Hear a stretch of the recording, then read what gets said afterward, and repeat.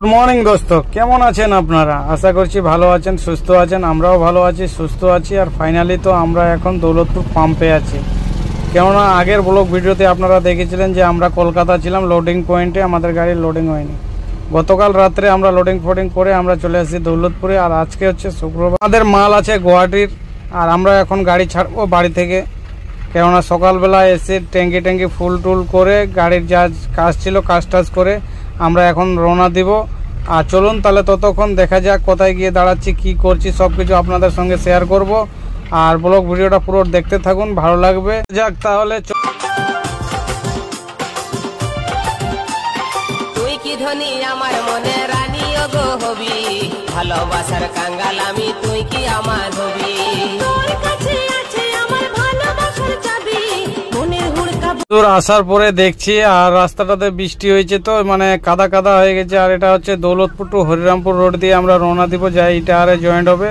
ইটাহার থেকে সিধা আমরা ডালখোলা যাব। মানে এটা হচ্ছে সাইড থেকে যে সমস্ত গাড়ি মানে লোডিং করে, কিছু কিছু গাড়ি এই রোড দিয়ে যায়, মানে শর্টকাট হয়। আর রাস্তাটাও ভালো ছিল, কিন্তু এই বর্ষাকালে একটু রাস্তা খারাপ হয়ে গেছে। আর আমার সঙ্গে আসছে আমার বন্ধু, অনেকদিনকার পরে। অনেকেই চেনে আবার অনেকেই চেনে না, কিন্তু আমার সঙ্গে থাকে বাড়িতে। যদি আমি থাকি আমার বন্ধু, আমরা দুজনে মিলে একসঙ্গে ঘোরাঘুরি করি। আর কিছু সময় যদি গাড়িতে আমার সঙ্গে কাউকে না পাই, তাহলে আমার বন্ধুকে গাড়িতে করে নিয়ে আসি ঘোরার জন্য। আবার আমারও ডিউটি হয়ে যায়, সেই জন্য আসি। আস্তে আস্তে যাচ্ছি, দুই বন্ধু অনেকদিন সঙ্গে গল্প হয়নি, সেই জন্য গল্প আলাপ করছি। চলুন তাহলে ততক্ষণ কোথায় যাচ্ছি, কি করছি, সবকিছু দেখাচ্ছি আপনাদেরকে। এটা হচ্ছে আদ্যখণ্ড শ্যামপুরের ওখানে। কিছু জায়গায় এরকম বর্ষাকালে গর্ত হয়ে যায়, আর রাস্তাটা খুবই খারাপ হয়ে যায়। চাপার রাস্তা, তো বাসটা আসতে দেখতে পাচ্ছেন কিরকম নেমে এক চাকা নেমে দিয়ে চলে গেল।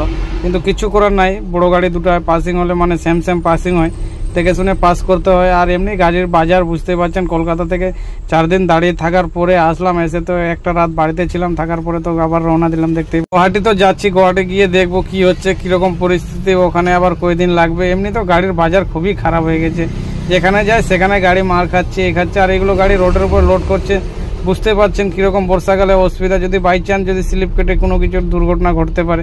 আর এই গল্প সেই গল্প করতে করতে চলে আসলাম আমরা ইটাহারে এখন ঢুকবো। আর ইটাহারে দেখছি কেউ বা কারা 10 টাকার জন্য অপেক্ষা করে বসে আছে স্টারের উপরে। আমরা তাকে 10 টাকা দিব, দিয়ে তাকে তার রিয়াকশনটা কি তারপর দেখবো। দেখুন তাহলে, এটা হচ্ছে ইটাহার বাজার, প্রপার ইটাহারে এখানে পুলিশ দাঁড়িয়ে থাকে। এদেরকে 10 টাকা দিতে হয় বা 20 টাকা, যার কাছে যেরকম পায় তার কাছে সেরকম নেই। আমি আজকে ভাবছি 10 টাকা দিব, কেননা 20 টাকা নেই এখানে। আমি 10 টাকা দিব, নিবে কি নিবে না আমি ওটাই দেখবো।